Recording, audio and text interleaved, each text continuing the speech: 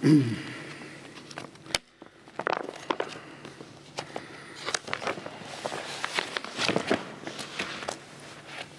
عليكم ورحمة الله.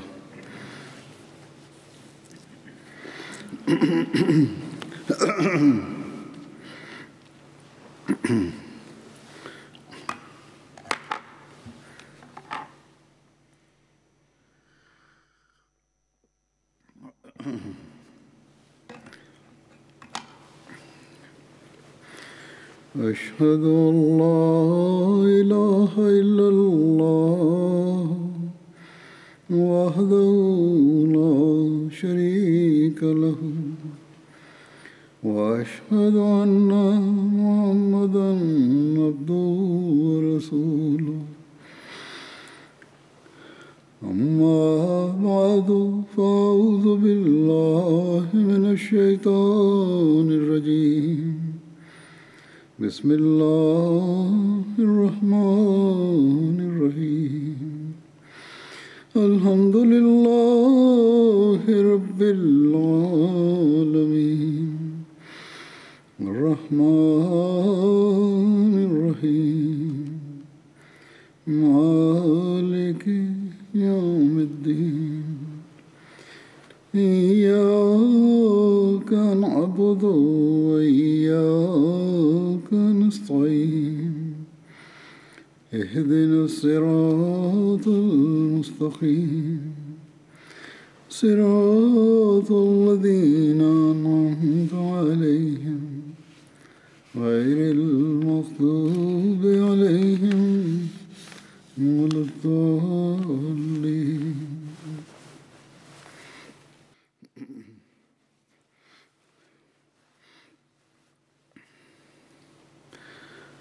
गुज़श्ता खुतबे में हज़रत अबू उबैदा का जिक्र हो रहा था, आज भी उसका बकिया हिस्सा बयान होगा। Dans mon précédent sermon, j'évoquais Abu Ubaïda et je mentionnerai les récits restants à son sujet aujourd'hui.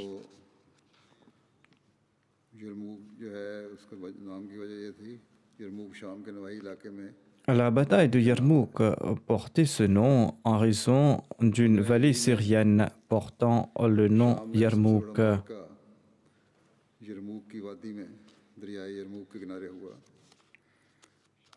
En l'an 15 de l'Hégire s'est tenue la plus grande des batailles des musulmans en Syrie, tout près du fleuve Yarmouk.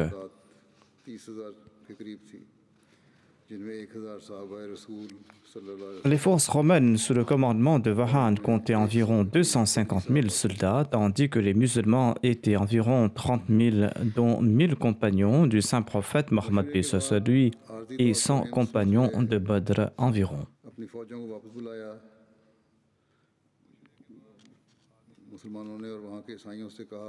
Après avoir tenu conseil, le général musulman a rappelé ses troupes de Homs temporairement. Les musulmans ont dit aux chrétiens, étant donné que nous ne pouvons plus assurer votre sécurité temporairement, eh bien, nous vous retournons votre jizya. Nous vous retournons l'impôt que nous avons imposé parce que nous ne pourrons plus assurer votre sécurité. Ainsi, ils ont retourné la jizya des habitants de Homs. Il s'agit d'une somme comptant plusieurs centaines de milliers. Quand ils ont remboursé cette somme, les chrétiens ont pleuré en raison de la véridicité et du sens de justice des musulmans.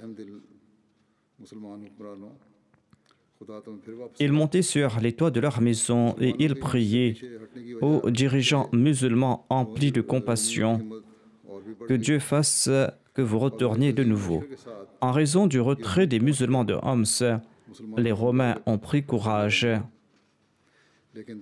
et ils sont arrivés à Yarmouk avec une armée considérable et ils ont campé face aux musulmans. Mais ils craignaient l'ardeur de la foi des musulmans et c'est pour cette raison qu'ils voulaient conclure une trêve. Bahan, le général romain, a envoyé un messager nommé Georges aux musulmans. Quand il est arrivé au camp des musulmans, ces derniers étaient en train d'accomplir la prière de Maghrib. L'humilité, les pleurs des musulmans et leur prosternation l'ont profondément touché. कि हज़रत ईसा के मुतालिक आप Il a posé quelques questions à Abu Ubaïda, तो उबैदा ने notamment quelle était son opinion à propos de Jésus. कि या अहल किताब ला तग़लू Hazrat Abu Ubaïda a cité ce verset du Saint-Coran dans lequel il est dit इन्नमल मसीहो Ya ahl al-kitabi la taghlu fi dinikum wa la taqulu ala Allahi illa al-haqq. अलकाहा इला मरियम व रूह मिन إنما المسيح عيسى بن مريم رسول الله وكلمته ألقاها إلى مريم وروح منه. बिल्लाह व रसूलिही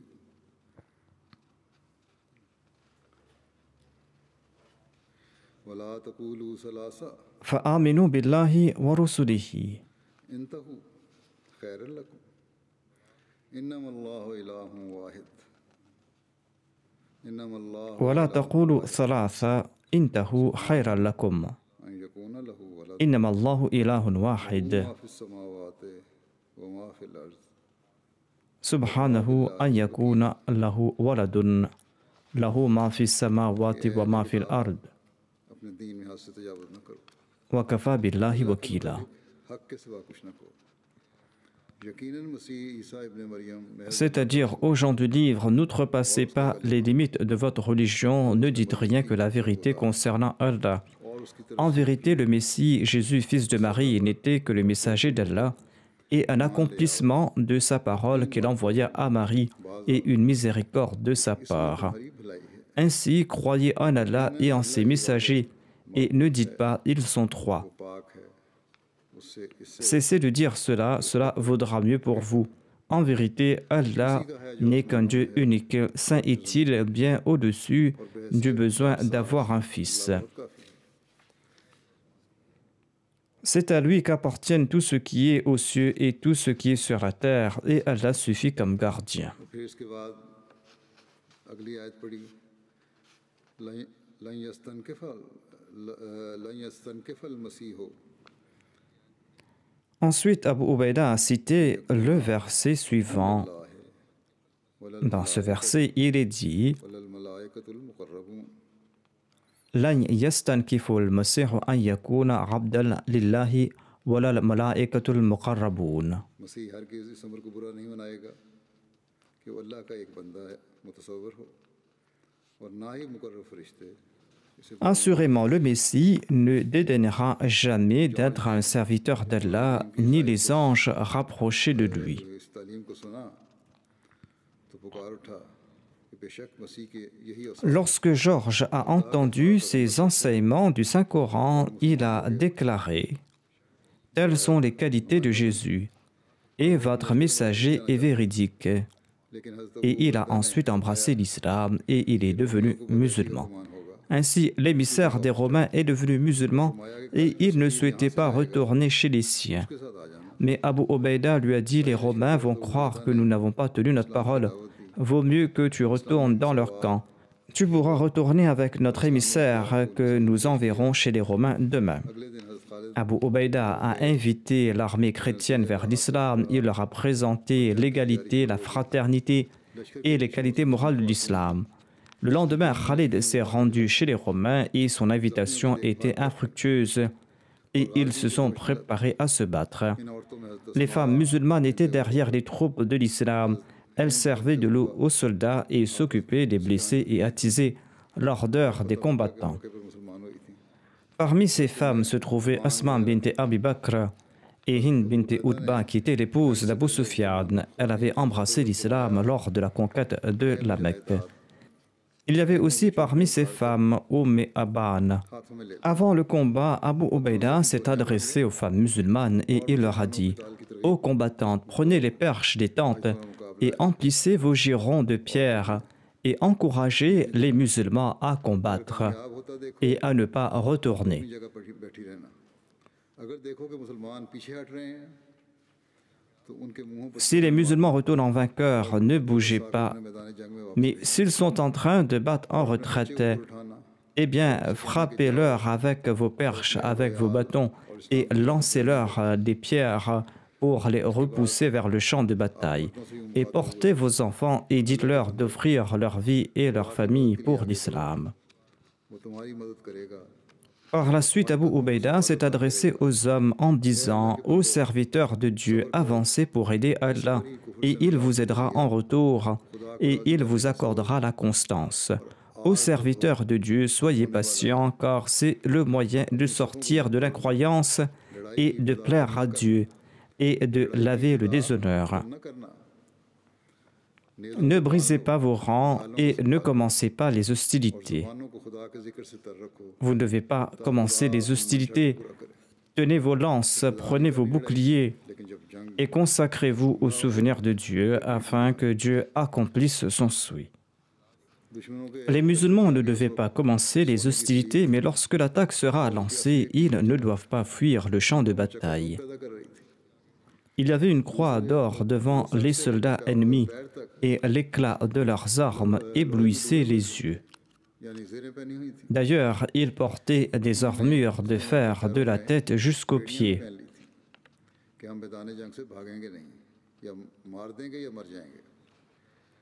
Ils portaient aussi des chaînes aux chevilles afin de ne pas prendre la fuite sur le champ de bataille. Ils allaient soit tuer leurs ennemis ou mourir.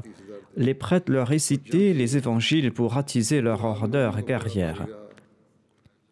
L'armée de mécréants a avancé comme des vagues. Ils étaient entre 200 et 250 000, tandis que les musulmans n'étaient que 30 000.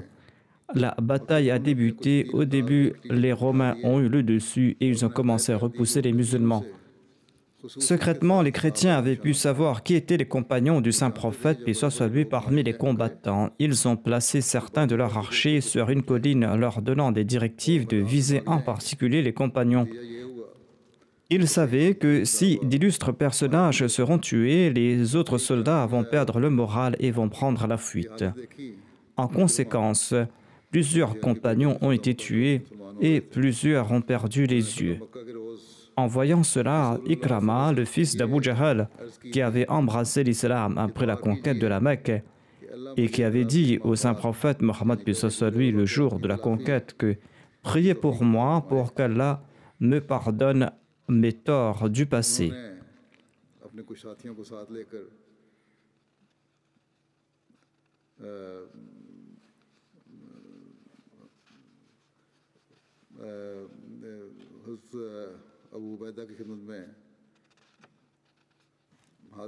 Eh bien, Ikrama a pris quelques-uns de ses compagnons et il s'est présenté à Abu Ubaïda.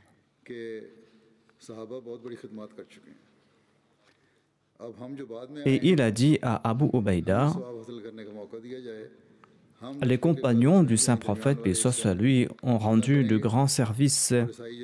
Laissez-nous à présent, à nous qui sommes venus plus tard, l'occasion de récolter des récompenses. Nous allons lancer l'attaque contre le cœur de l'armée et nous allons tuer les généraux chrétiens. » Abu Ubaïda a déclaré, « Ceci est très dangereux. Tous les jeunes qui lanceront cette attaque seront tués. » C'est vrai, a répondu Ikrama, mais il n'y a pas d'autre solution. Souhaitez-vous que nous, les jeunes, nous soyons en vie et que les compagnons soient tués? S'étant converti à l'islam, Ikrama était imbu de foi. Il souhaitait offrir sa vie pour la cause d'Allah. Ikrama a demandé cette permission à maintes reprises, la permission de pouvoir lancer une attaque avec 400 soldats contre le cœur de l'armée romaine.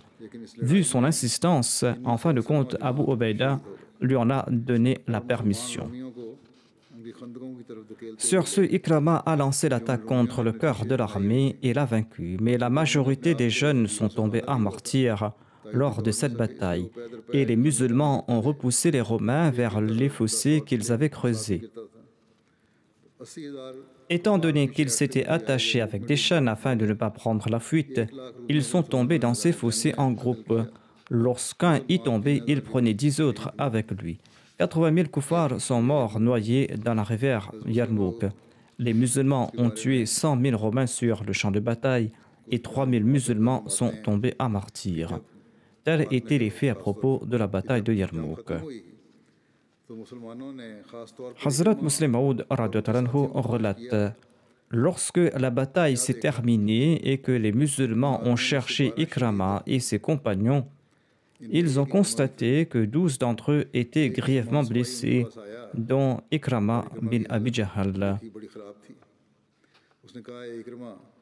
Un soldat musulman s'est approché d'Ikrama et en voyant la gravité de son état, il lui a dit « Oh Ikrama, j'ai un peu d'eau, bois-en. »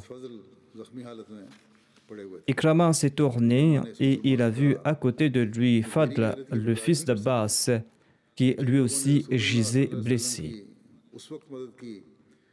Ikrama a dit à ce musulman « Je ne pourrai pas endurer le fait que ceux et les enfants de ceux qui avaient aidé le saint prophète Mohammed lui, alors que j'aidais son ennemi, eh bien je ne souhaite pas qu'il meure, tandis que je consomme de cette eau pour me maintenir en vie. » Ainsi, il était animé d'un nouveau sens de sacrifice.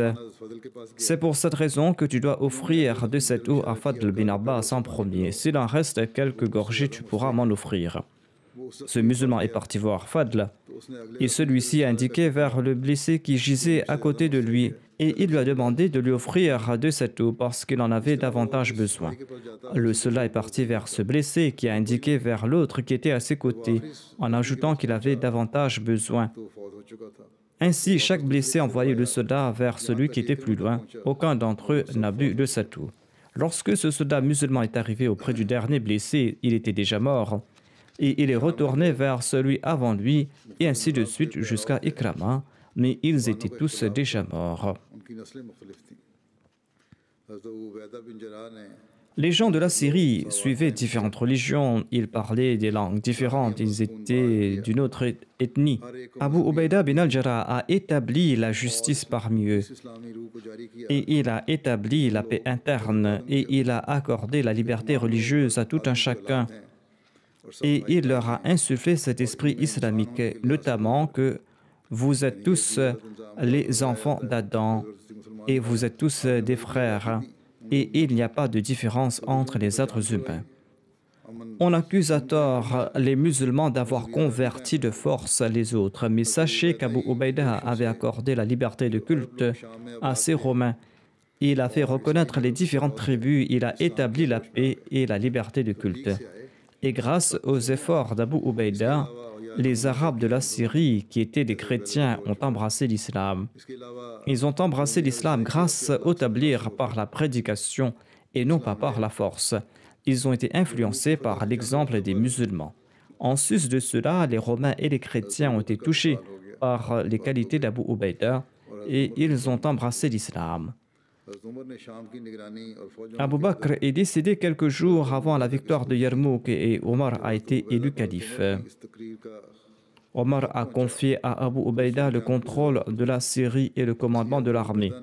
Quand Abu Ubaida a reçu cette lettre de nomination du calife, la bataille battait son plein.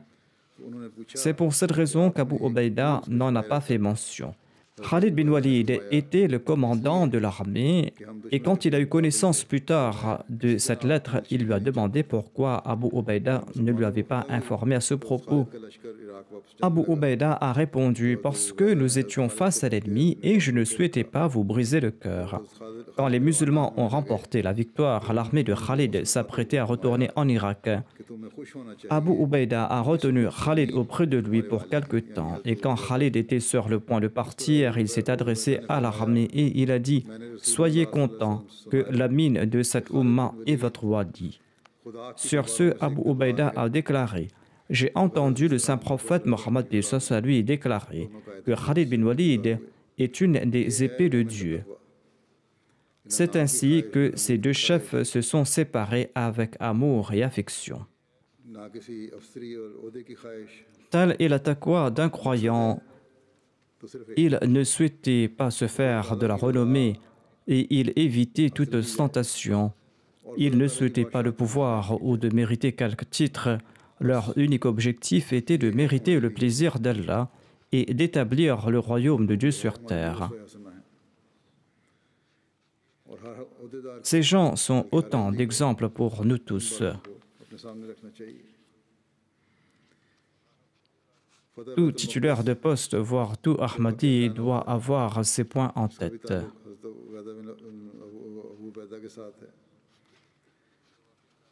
La conquête de Jérusalem était aussi liée avec Abu Ubaïda bin al-Jarrah.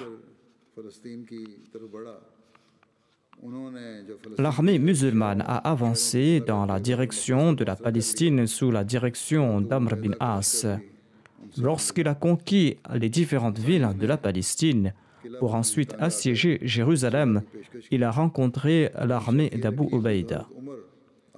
Les chrétiens étaient lassés par le siège et ils ont demandé à faire une trêve, mais avec comme condition qu'Omar devait se présenter en personne pour signer la trêve. Abu Ubaïda a présenté la requête des chrétiens au calife Omar. Le calife Omar a laissé Ali comme son suppliant derrière lui.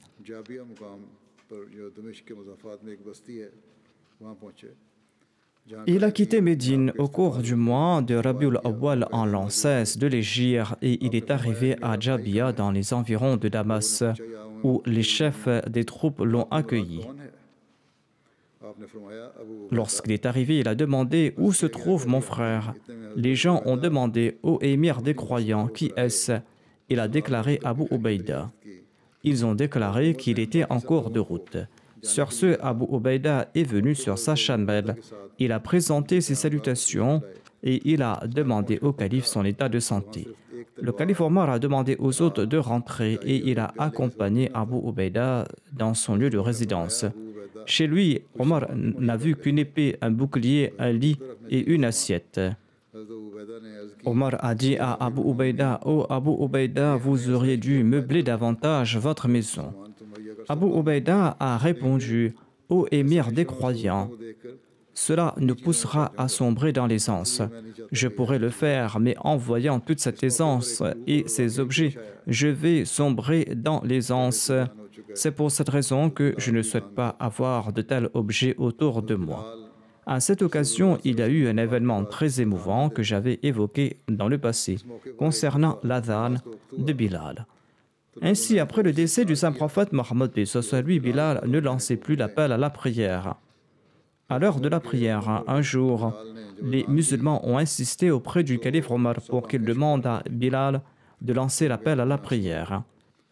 Lorsque Bilal a lancé l'appel à la prière suite à l'ordre du calife Omar, tout le monde avait les yeux en larmes.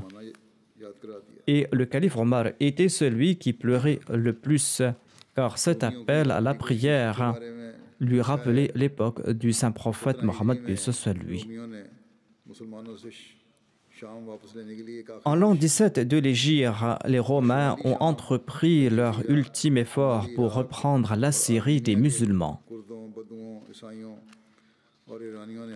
Les Kurdes, les Bédouins, les chrétiens et les Persans du nord de la Syrie, d'Al-Jazira, du nord de l'Irak et de l'Arménie ont demandé à Héraclius de l'aide contre les musulmans. Ils ont aussi présenté 30 000 soldats de leur part. En dépit du fait que Sa'ad bin Abi Waqqas avait déjà conquis une bonne partie d'Al-Jazira, il n'avait pas contrôle sur les Bédouins de là-bas. D'ailleurs, l'armada de l'empereur romain était encore sauve. Il a profité de l'occasion et il a lancé une attaque avec une grosse force navale, tandis qu'une grande armée de Bédouins avait entouré Homs. Certaines villes syriennes s'étaient rebellées. Abu Ubaïda a demandé du renfort au calife Omar. Omar a immédiatement demandé à Sa'ad bin Abi Waqqas d'envoyer du renfort de Koufa. Sa'ad bin Abi Waqqas a envoyé une armée sous la direction de Qafa bin Amr, mais en dépit de cela, il y avait une grande différence entre les armées romaines et musulmanes.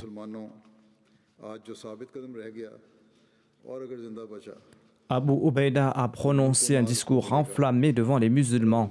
Il a déclaré aux musulmans, celui qui sera ferme en ce jour et qui sortira vivant de cette bataille aura le pays et les richesses. Celui qui mourra recevra la récompense du martyr. Je témoigne que le saint prophète Mohammed lui a déclaré que celui qui ne mourra pas en tant que polythéiste ira certainement au paradis.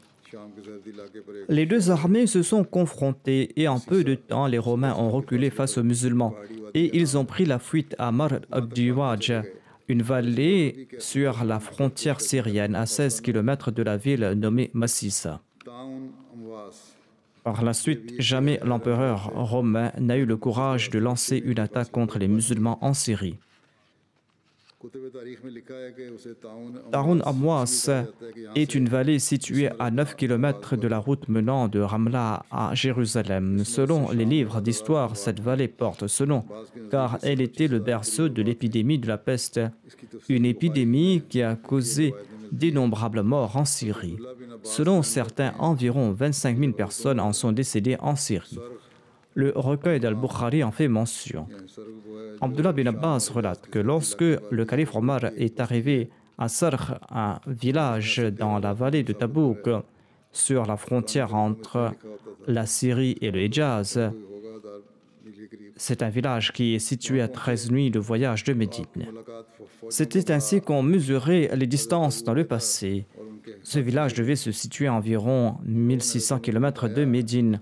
Là-bas, le calife Omar a rencontré Abu Ubaïda, le chef de l'armée, et ses compagnons. Ils ont informé le calife Omar que l'épidémie de la peste sévissait en Syrie. Le calife Omar a appelé les premiers muhajirines afin qu'ils leur demandent conseil.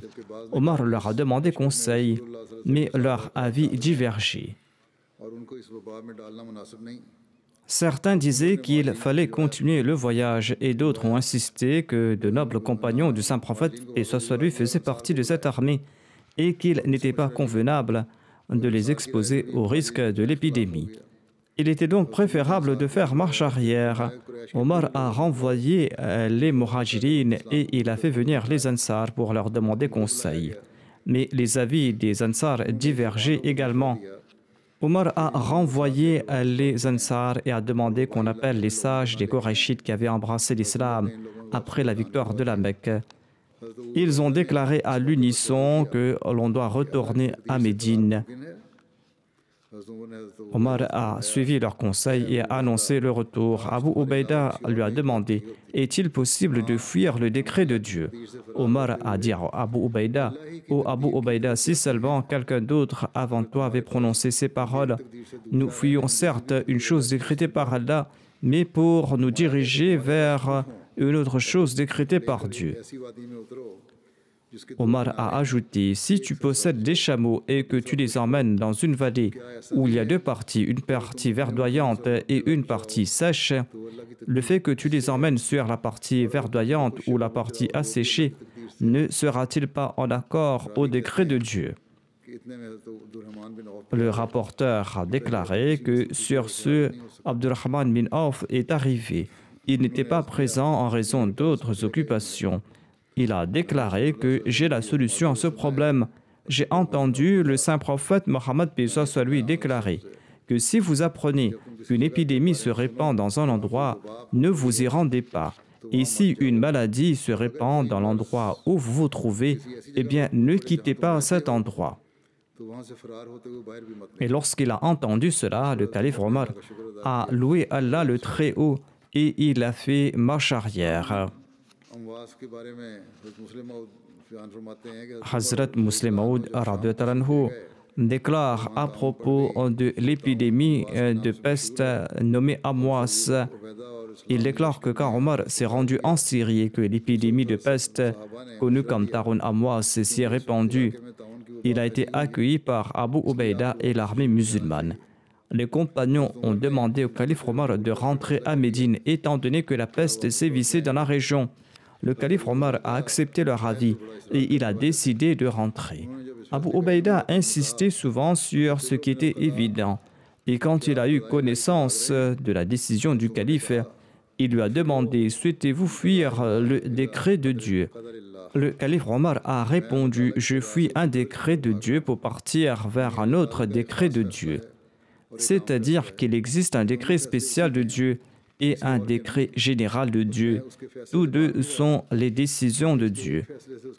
Ce ne sont pas là les décrets des autres. Ainsi, je ne fuis pas le décret de Dieu, mais je quitte un décret de Dieu pour me rendre auprès d'un autre décret de Dieu.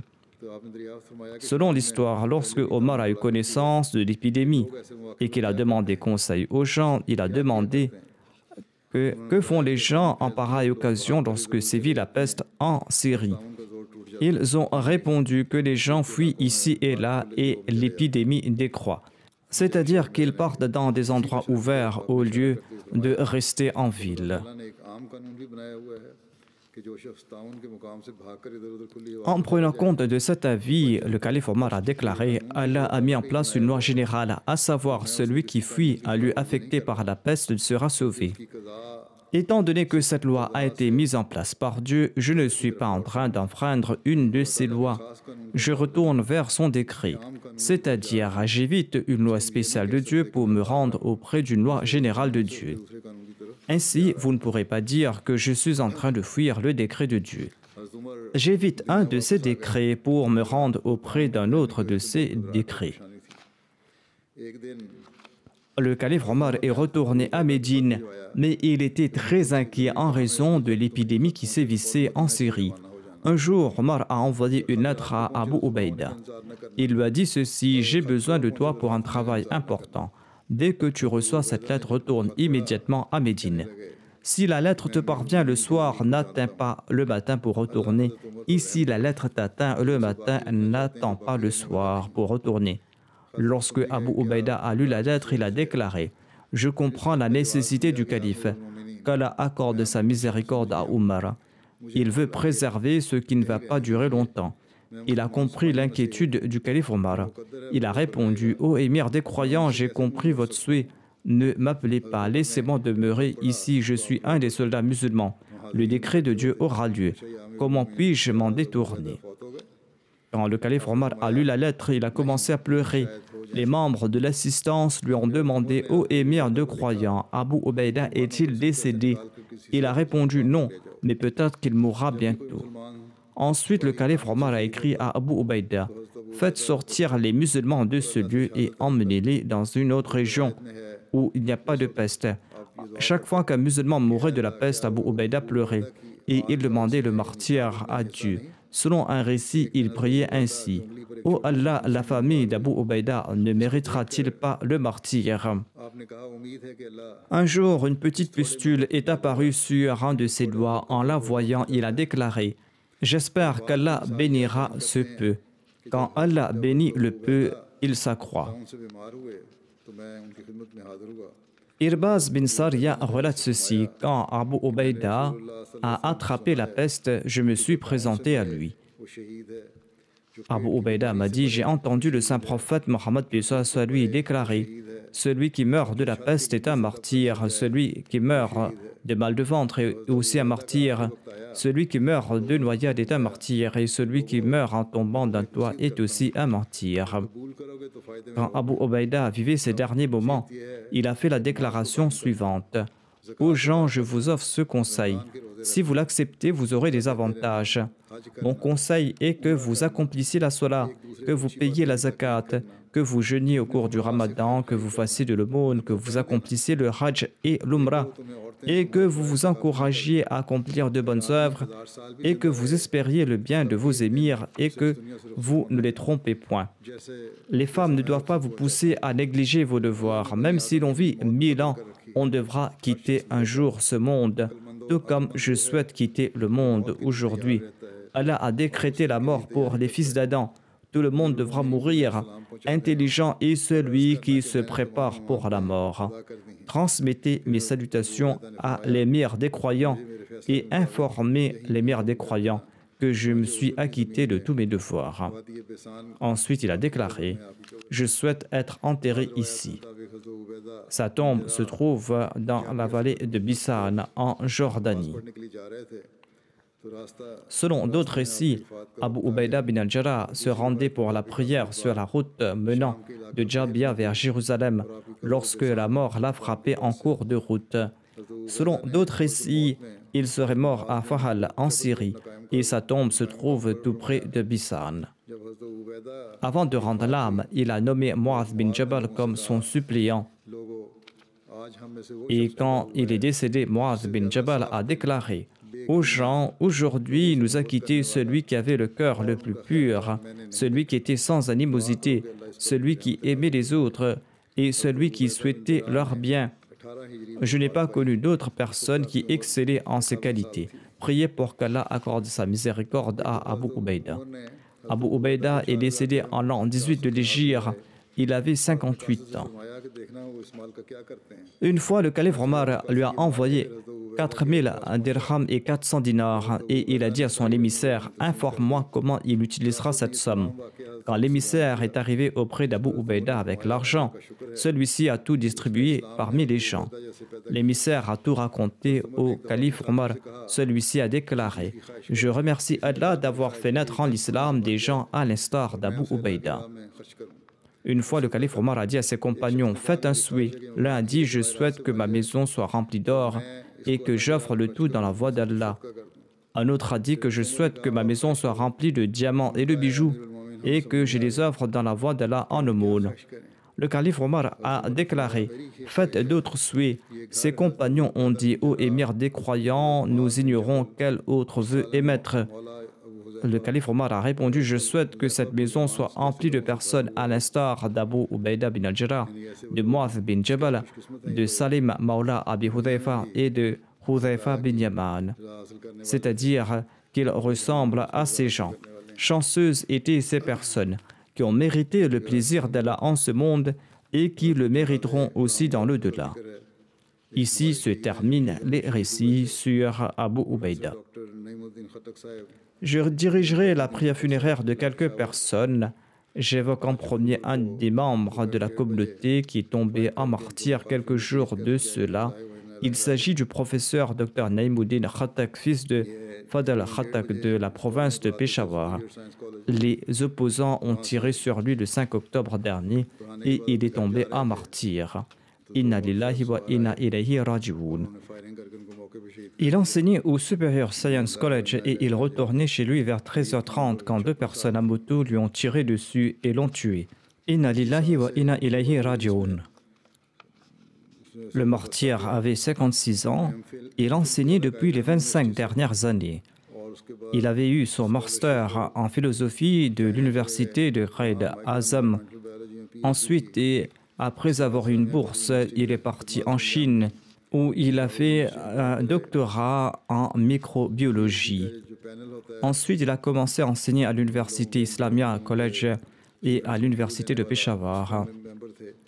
Il était membre du comité qui interviewe les doctorants et différentes institutions d'enseignement l'invitaient pour des conférences au Pakistan. Il était attaché la plupart du temps au département de l'éducation. Rakanuddin Khattak était le premier Ahmadi de sa famille. Il était son grand-père et il était originaire du district de Karak. La grand-mère maternelle du défunt Bibi Noor Nama Sahiba avait aussi embrassé l'Ahmadiyya. Le père de cette dernière se nommait Shir Zaman. Il était un compagnon du Messie premier salam. Et lorsqu'il retournait de Qadian, le Messie premier salam lui avait offert une chemise en cadeau. Celle-ci est toujours dans la famille. Fadl-Din, le père du défunt, était vétérinaire du département de l'élevage et il a pris sa retraite lorsqu'il occupait le poste de directeur adjoint. Il était aussi un poète de renom. Mahboubatur Rahman Sahiba, la mère du défunt, quant à elle, était directrice adjointe du département de l'éducation. Elle a servi à ce poste jusqu'à sa retraite. La famille du défunt a dû faire face à l'opposition pendant de nombreuses années. En 2019, le beau-père du défunt, qui se nomme Bashir Ahmad, avocat de profession et président de la Jamaat de Achinpaya en Peshawar, a été kidnappé. On ignore tout à son sujet jusqu'à présent et on ne l'a pas retrouvé. Le défunt possédait d'innombrables qualités. En dépit d'être un intellectuel, il officie aussi comme vigile volontaire pour la Jamaat. L'hospitalité était une autre de ses grandes qualités. Il était imbu de compassion, venait en aide aux pauvres, il était bienveillant à l'égard de chaque membre de sa famille et il encourageait les jeunes Ahmadis à poursuivre leurs études. Et il avait poussé ses enfants à faire de hautes études. Saïda Bushra Sahiba, l'épouse du défunt, relate que lorsque ce dernier avait visité la Bahishti Makbara une semaine avant son décès, il avait déclaré « Si seulement nous pourrions avoir une place ici ». Mais ceci n'est pas dans notre destinée, avait-il déclaré. Allah a exaucé son vœu de sorte qu'il a été enterré à Rabwa. Le docteur Munir Ahmad Khan, le beau-frère du défunt, travaille à la Tahir Heart Institute. Il relate que le martyr lui avait raconté qu'il avait un professeur anti-Ahmadi qui montrait sa photo et celle de ses enfants à des opposants de l'Ahmadiyya et qui les encourageait à les tuer. Des bannières anti-Ahmadi étaient placées à l'extérieur de sa maison. Le médecin relate que le défunt était venu me rencontrer à Rabwa une semaine avant de rendre l'âme. Je lui ai demandé de manger chez nous, mais il m'a dit qu'il mangerait dans la cuisine communale de la Jamaat. Et il avait déclaré que le plaisir et les bénédictions que l'on tire de la cuisine du Messie premier d'Islam sont uniques et on ne les trouve nulle part ailleurs. Et il m'a dit qu'il viendrait manger chez moi plus tard. Le défunt laisse derrière lui son épouse Saïda Nassim Sahiba, 3 filles et 2 fils. Une de ses filles est mariée et les 2 autres sont en train de faire leurs études. Un de ses fils est ingénieur et un autre est en première année de l'université. Il se nomme Kalimuddin Khatak, qui est en première année de l'université, et Nuruddin Khatak, qui est ingénieur. Nawid Ahmad, un membre de la famille, est l'amir de la Jamaat de Peshawar et il est aussi le beau-frère du défunt. Qu'Allah accorde son pardon et sa grâce au défunt et qu'il accorde aussi de la patience aux membres de la famille endeuillée. Ensuite, je dirigerai la prière funéraire d'Oussama Sadiq qui étudiait à la Jamia Ahmadiyya de l'Allemagne. Il était le fils de Mohamed Sadiq et il est mort de noyade dans le Rhin en Allemagne quelque temps auparavant. Inna lillahi wa inna ilayhi raji'un. Il avait 20 ans au moment de son décès. Sa famille était originaire de Chak Sikandar du Gujarat au Pakistan. Il était le cadet de la famille et il laisse derrière lui 5 sœurs et un frère en sus de ses parents. Ses grands-parents maternels avaient embrassé l'Ahmadiyya à l'époque du Muslim Maud. Son grand-père paternel et ses 2 frères avaient aussi embrassé l'Ahmadiyya. Mais par la suite, ces 2 derniers ont abandonné l'Ahmadiyya, mais le grand-père du défunt s'était tenu fermement sur la voie de l'Ahmadiyya. Parmi ses aïeux maternels, Shah Mohammad Saheb et Langar Mohammad Saheb, son père, étaient des compagnons du Messie premier d'Islam. Ils avaient embrassé l'Ahmadiyya sur les mains du Messie premier d'Islam à Jehlam en 1903.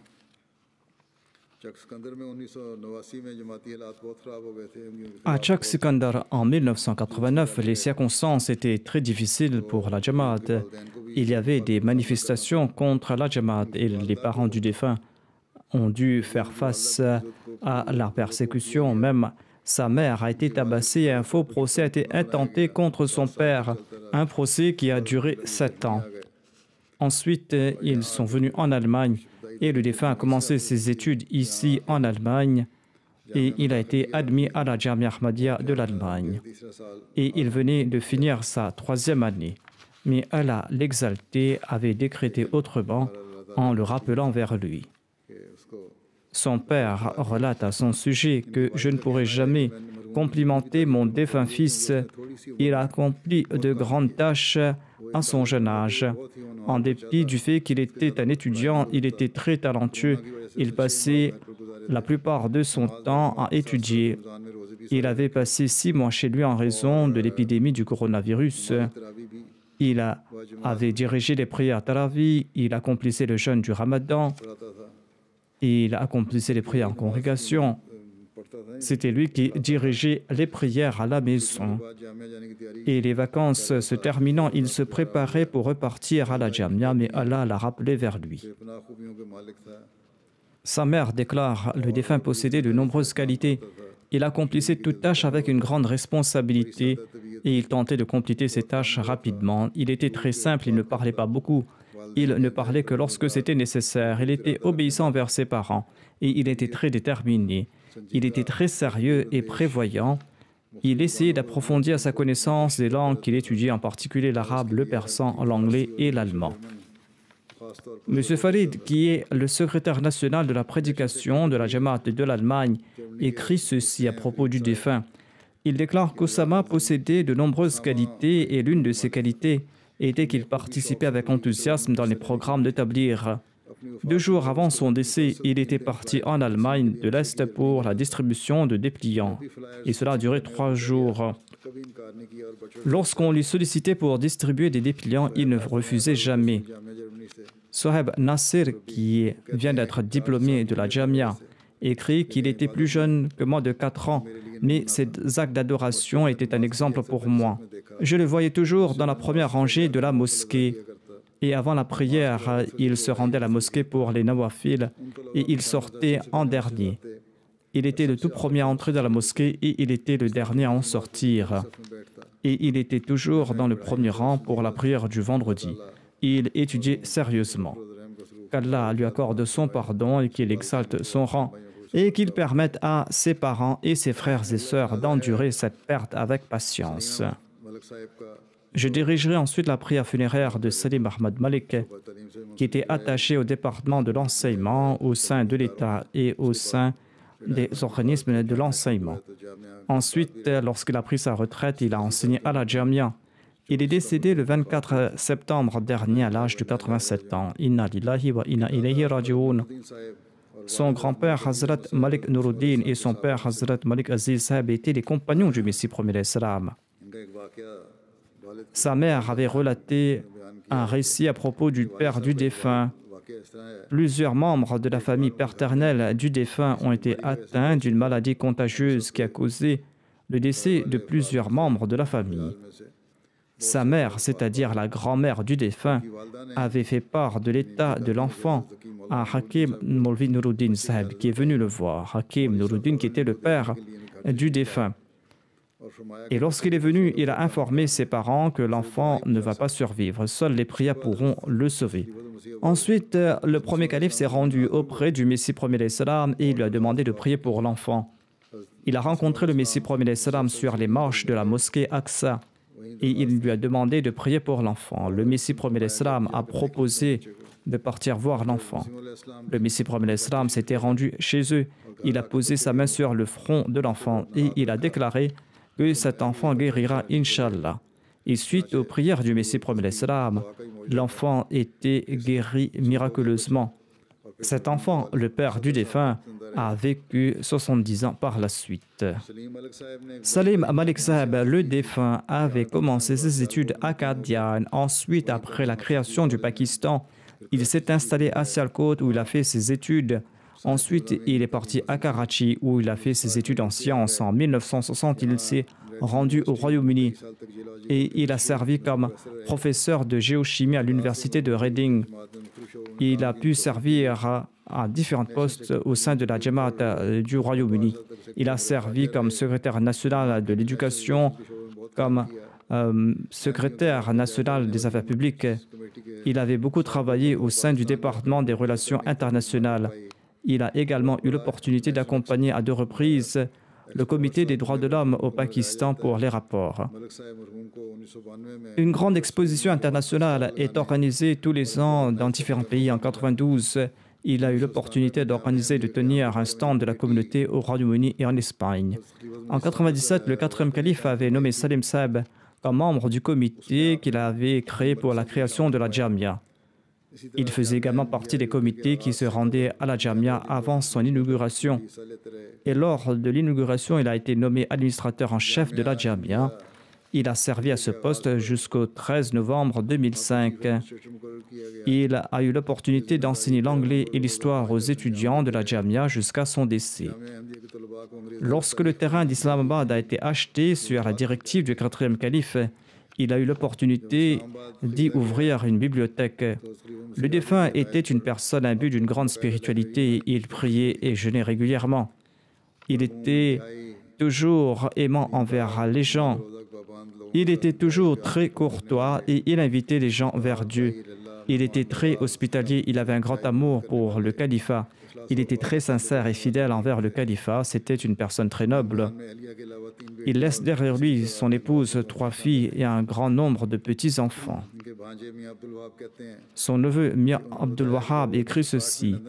Il m'avait relaté qu'en 1960, lorsqu'il est venu à Londres, son père, Malik Aziz, qui était malade, lui avait prodigué les conseils suivants. Il lui a dit, premièrement, sois toujours attaché à la communauté. Il lui a dit que tu pars à l'étranger, ne te laisse pas influencer par l'atmosphère qui y règne. Deuxièmement, paye toujours tes cotisations à temps et conformément au taux en vigueur. Cela est très important pour la réforme. Troisièmement, si quelqu'un te demande de l'aide, eh bien ne refuse jamais, même si tu te mets en difficulté. Salim Amleksab a déclaré que j'ai toujours suivi ces conseils de mon père. Le neveu ajoute que le défunt ne m'en a pas parlé, mais par la suite, j'ai su qu'il y avait un de ses proches qui avait besoin d'une grosse somme d'argent. Et le défunt a vendu sa maison pour pouvoir l'aider. Mais Allah lui a accordé sa grâce et il a accordé une grande maison au défunt. C'était une personne qui possédait de grandes connaissances. La première fois que je l'ai rencontré, je ne le connaissais pas. Je croyais qu'il était un simple Ahmadi et qu'il savait lire l'anglais, qu'il avait maîtrisé la langue. Mais par la suite, j'ai appris qu'il était très sincère et fidèle et qu'il était toujours prêt pour servir la communauté et qu'il avait une relation très marquée avec le califat et il avait une grande relation d'amour pour le califat. Il était en fait une encyclopédie ambulante. Il possédait une grande connaissance sur tous les sujets, surtout sur l'histoire, sur la littérature anglaise et sur l'ourdou. Mais il n'a jamais mis cela de l'avant. Il encourageait toujours les autres à acquérir ces connaissances religieuses et mondaines.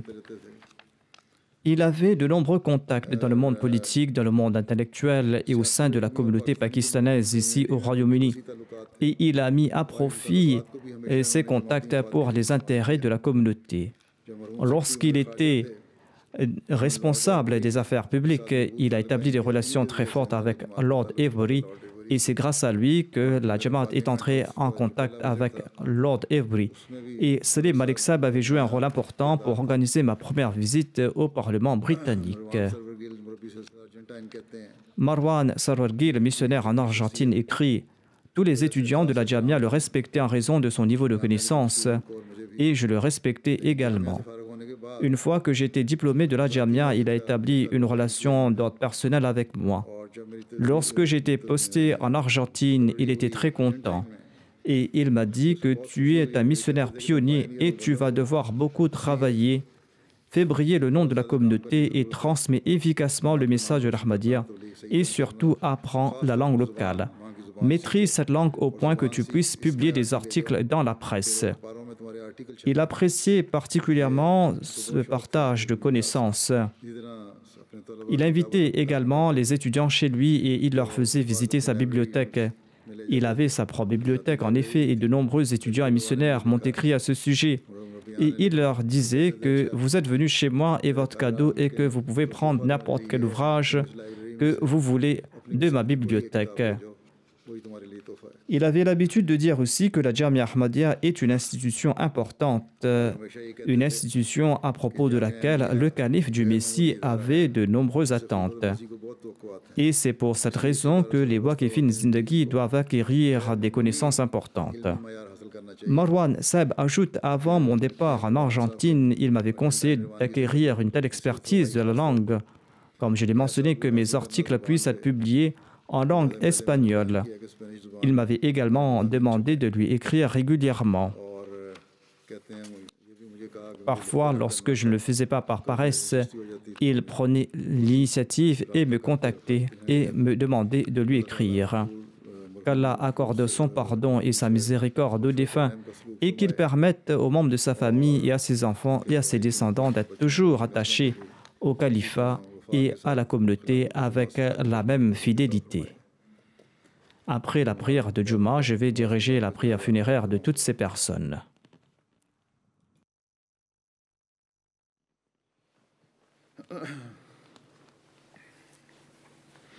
Alhamdulillah, alhamdulillah, nahmaduhu wa nasta'inuhu wa nastaghfiruhu wa nu'minu bihi wa natawakkalu alayhi. ونعوذ بالله من شرور أنفسنا ومن سيئات أعمالنا من يهده الله فلا مضل له ومن يضلل فلا هادي له ونشهد أن لا إله إلا الله ونشهد أن محمدا عبده ورسوله عباد الله رحمكم الله إن الله يأمر بالعدل والإحسان وإيتاء ذي القربى وينهى عن الفحشاء والمنكر والبغي يعظكم لعلكم تذكرون اذكروا الله يذكركم وادعوه يستجب لكم ولذكر الله أكبر